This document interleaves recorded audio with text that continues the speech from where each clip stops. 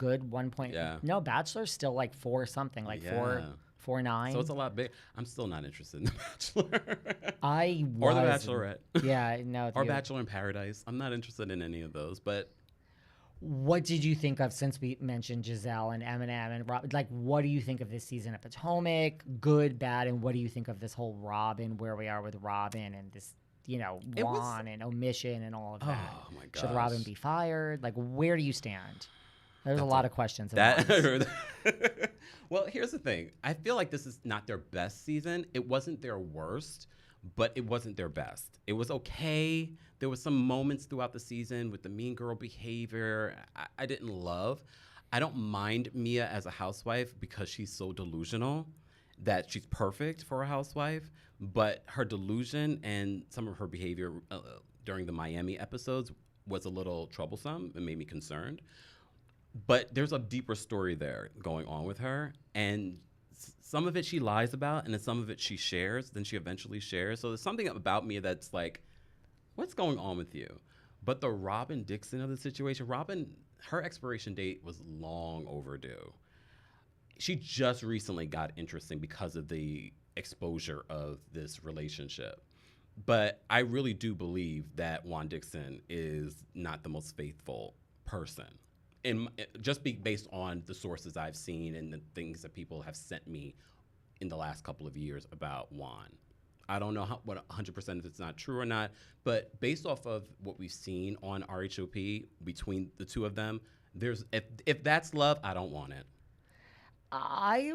Listen, I'll be happy to disagree with you, but I pretty much agree with all of that. I feel, again, no hard feelings. I feel like I have no feelings. I just cut to the chase. I agree. I think Robyn's expiration date, love her. I'm sure she's lovely. I've had interactions with her which have been lovely. Mm-hmm. I think her expiration date expired a long time ago. No. I think this now makes her interesting, but I personally think it's too late. I really think she's going to be gone. Done. But I could be wrong. I just think... Well, you don't think so? If you watch part 1 of the reunion, yeah, and you see the rapport between Andy and Gizelle has influence. I know the housewives always say they don't have influence over hiring and firing. The only reason Robyn is still there is because of Gizelle. Yes. The reason why she even had that position, because initially when they interviewed Robyn, they weren't interested.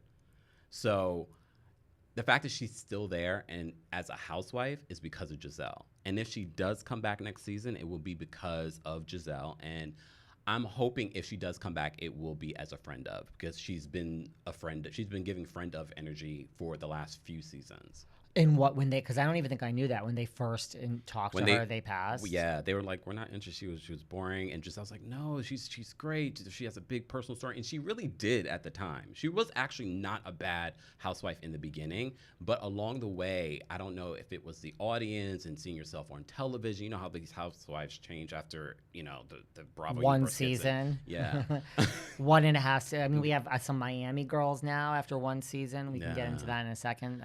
I'm just trying to understand why she feels the need to protect Juan, to give us this phony relationship. It really, if it wasn't a phony relationship, then I'm like, girl, if you are okay with the way things are, okay. But I think she was exposed the last couple of weeks. She was exposed as a liar, and I think if you're withholding your truth, you're lying.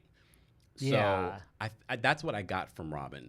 You're not willing to give up your real story. You much rather give us fake, and we get enough fake on reality TV. We would like a little bit more real. Kind of, and that's why. Yeah, and I just thought. I mean, look, I feel like it already happened with Juan. So how are we going to cover this now? I mean, unless we start with the headlines, like Lisa Hochstein's divorce, and I don't think they. I mean, I really feel like she might be done. Lose her job. I think it's kind of like... Well, they kind of finalized everything. And they got married. She gave us the finger at the end. They talk about it during the reunion.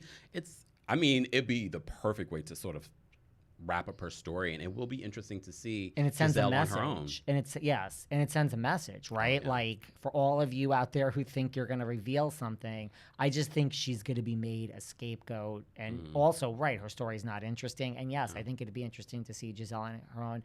Why? Because I agree with you. I think for whatever reason, Andy Cohen loves Gizelle, right? I don't know why. Why? Yeah. Well, why? Maybe because she's a producer's pet. She's willing to do to do their dirty work, to make things interesting for Potomac.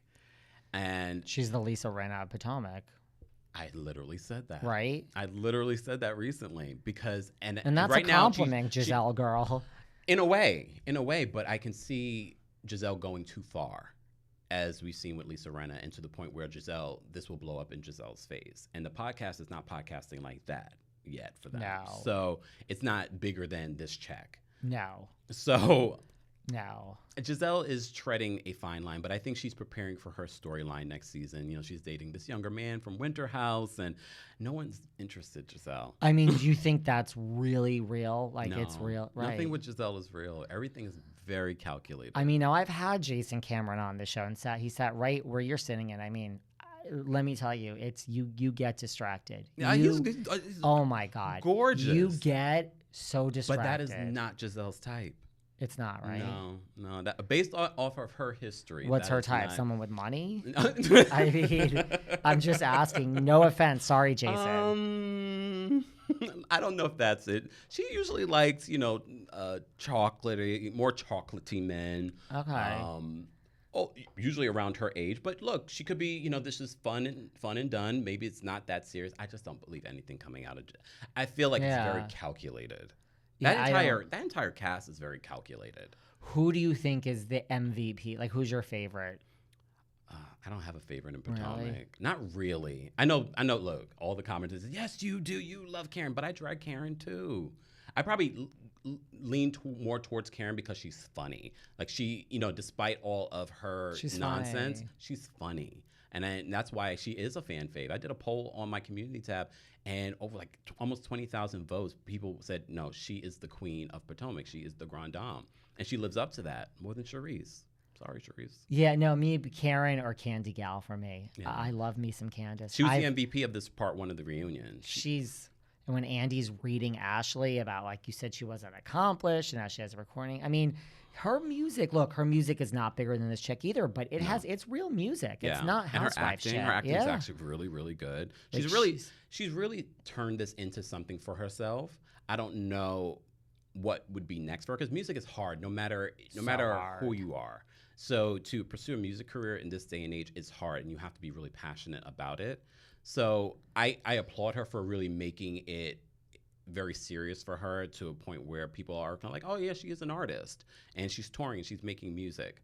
I want to see her do more of the acting, because I feel like that is a better avenue for her, just because music is such especially R&B music is a very tough genre to sort of like really pursue and make coin from. That's true. But she shouldn't give up on it, of course not. And no shade to her, but everyone looks at certain things. You got to scratch below the surface. I mean, I think this was self-funded, right? Yes. This music. So, right, good for you for it. And no shade, Candy Gal, but if you're self-funding something, it's not exactly a booming